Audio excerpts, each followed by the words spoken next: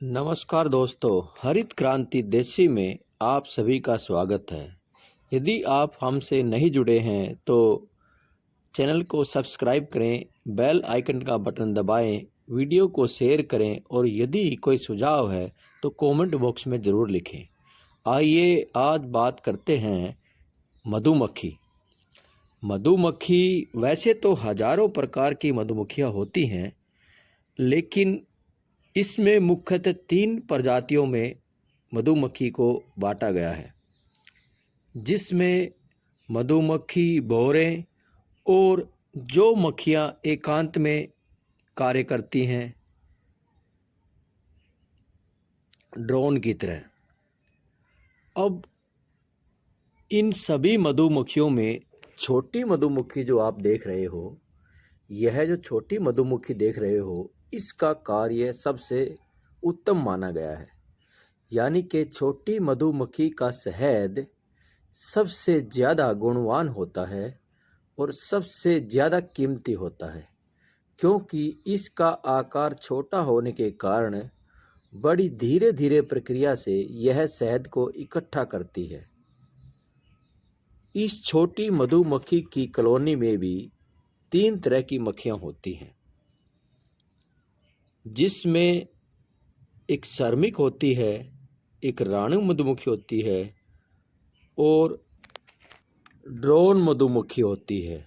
लेकिन इन सब में रानी मधुमक्खी का कार्य विशेष रहता है। रानी मधुमक्खी औसतन 1 से 2 वर्ष की उम्र तक जिंदा रहती है। श्रमिक मधुमक्खी 14 से 38-40 दिन तक जिंदा रहती है और जबकि सर्दियों में 150 से 100 दिनों तक जिंदा रहती हैं।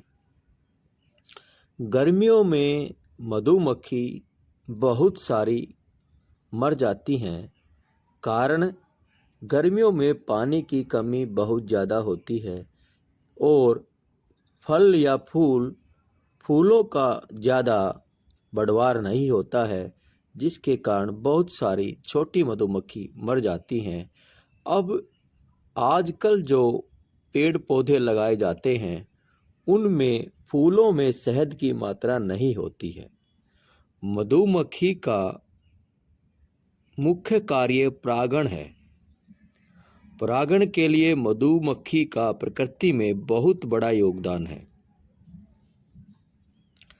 मधुमक्खियां बसंत ऋतु में ज़्यादा सक्रिय होती हैं। उस समय बहुत ज़्यादा फूल खिलते हैं और यदि पालने की बात करें तो नवंबर माह से दिसंबर माह तक मधुमक्खियों को पालते हैं और मधुमक्खियां निर्भर भी परागण पर होती हैं और परागण में जो इनका योगदान है वह अतुलनीय है। जबकि परागण तो और भी कई ऐसे मक्खियां हैं या हिमबर्ड, चमगादड़, तितलियां और मक्खियों में कुछ भृंग भी हैं जो परागण क्रिया करते हैं, लेकिन मधुमक्खी का परागण क्रिया कार्य अतुलनीय है।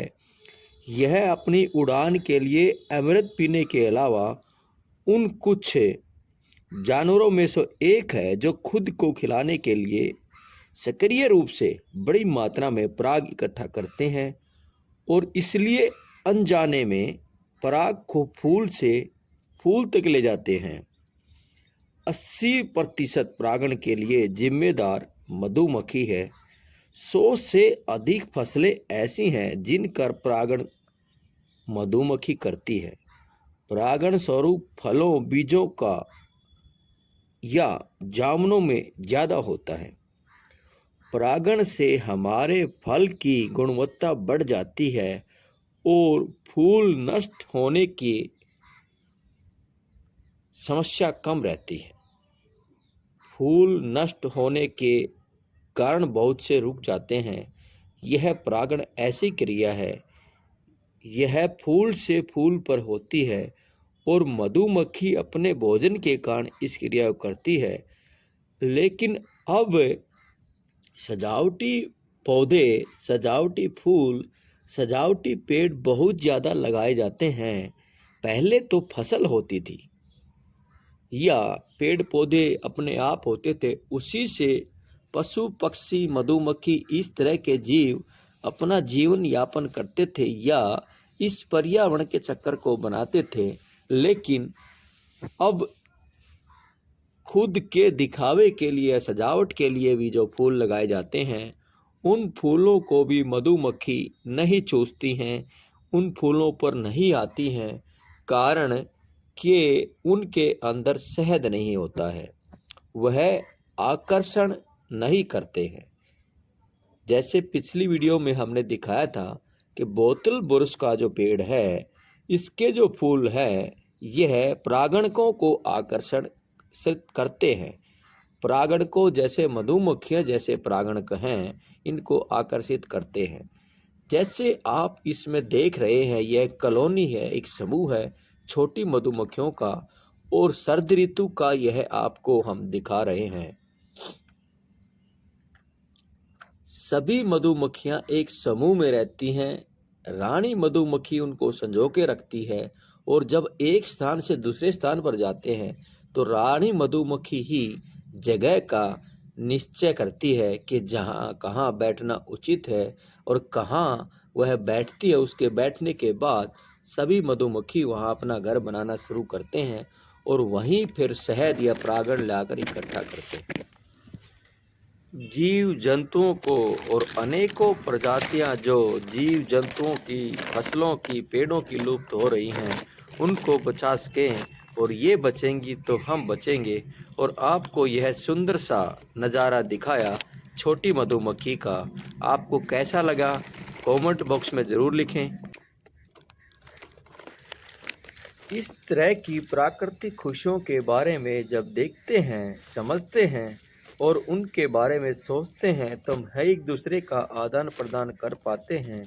आप देख पा रहे हैं कितनी मस्ती से यह सभी अपने परिवार को संजोए हुए, जोड़े हुए हैं, और यह शहद को इकट्ठा करती है और उसी शहद को हम लोग भी खा पाते हैं। लेकिन आजकल छोटी मधुमक्खी का शहद मिलना बड़ी मुश्किल है, बहुत कम मात्रा में मिल पाता है, और उसका कारण यही है कि इसके लिए जो वातावरण है वह धीरे धीरे प्रदूषण के कारण, वायु प्रदूषण के कारण, भूमि प्रदूषण के कारण खत्म होता जा रहा है, नष्ट होता जा रहा है। तो सांसें हो रही कम, आओ पेड़ लगाकर पाले हम। धन्यवाद दोस्तों।